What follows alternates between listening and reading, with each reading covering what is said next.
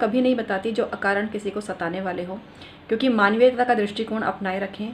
बेवजह किसी पर शक ना करें, बेवजह किसी पर तांत्रिक प्रयोग ना करें, क्योंकि सच्चे आदमी पर तांत्रिक प्रयोग करने से वो प्रक्रिया आप पर ही लौटकर आ सकती है। इसलिए अति आवश्यकता में ही इन क्रियाओं का प्रयोग आपको करना चाहिए कि जो व्यक्ति बहुत दुष्ट है, आपको सता रहा है, बहुत समझाने पर भी नहीं मान रहा है, तब कई प्रकार के तांत्रिक क्रियाएं आपको करनी चाहिए। जहाँ तक हो क्षमाशील बने। क्षमा महान गुण है।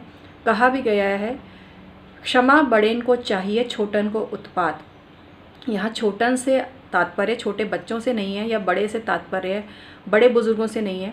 हालांकि कहा शायद उसी संदर्भ में गया होगा, लेकिन अगर हम इसकी दूसरी व्याख्या भी करें तो बड़ा वही होता है जो महान होता है, जो दूसरे को माफ़ करता है, और छोटा इंसान अपनी सोच से बनता है। अगर किसी की सोच संकुचित होती है तो वो मनुष्य छोटी सोच वाला कहा जाता है, और जो जितना विशाल हृदय का होता है वो दूसरों को उतना ही क्षमा करके और महानता को प्राप्त करता है। आइए आज का वीडियो प्रारंभ करते हैं। आज मैं आपको बता रही हूँ अति आवश्यकता में आप ये कार्य कर सकते हैं, क्योंकि इसमें किसी के साथ भी कुछ भी बुरा होने वाला नहीं है। क्योंकि हम जिस पैसे वाले या जिस धनी या जो संपन्न या खुशहाल या सुहागन स्त्री की बात कर रहे हैं, उनके साथ कुछ भी बुरा नहीं होगा, उनके साथ अच्छा होगा। लेकिन जो ये काम करेगा उसका भी भला होगा, तो यहाँ नुकसान किसी को भी नहीं है। आपको शुक्रवार वाले दिन किसी भी सुहागिन स्त्री के बिस्तर से यदि उसका बाल मिल जाए तो आपको वो बाल लेकर आ जाना है अपने घर में। उस बाल को आपको एक डिब्बी में बंद करके अपने पूजा स्थान में रखना है। आप समझने की बात यह है कि आपको कोई तांत्रिक प्रयोग नहीं करना है।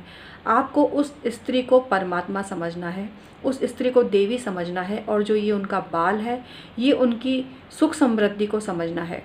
तो परमात्मा से ये प्रार्थना करनी है कि हे प्रभु, जिस तरह से आपने उस स्त्री को ये सुख संपदा उसके अच्छे कर्मों से दी है, उसी प्रकार से ये प्रतीक रूप में उनका मैं बाल अपने पूजा स्थान में रख रहा हूँ, और ये मेरे लिए बहुत ही पूज्य है। तो उस देवी स्वरूपा स्त्री का के सदृश्य मेरा भी स्वभाव बने, मैं भी उतनी ही उन्नति कर सकूँ, मैं भी उतने धन को प्राप्त कर सकूँ, ये कामना आपको करनी है।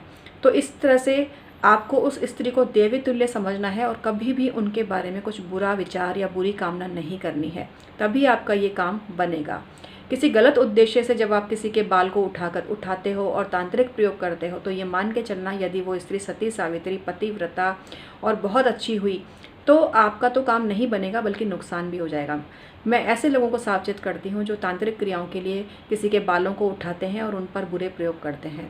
क्योंकि किसी भी स्त्री की जो पतिव्रता जो गुण है, या अपने परिवार को सुखमय तरीके से चलाने का जो गुण है, वो उसमें एक बहुत बड़ी ताकत और एनर्जी भरता है।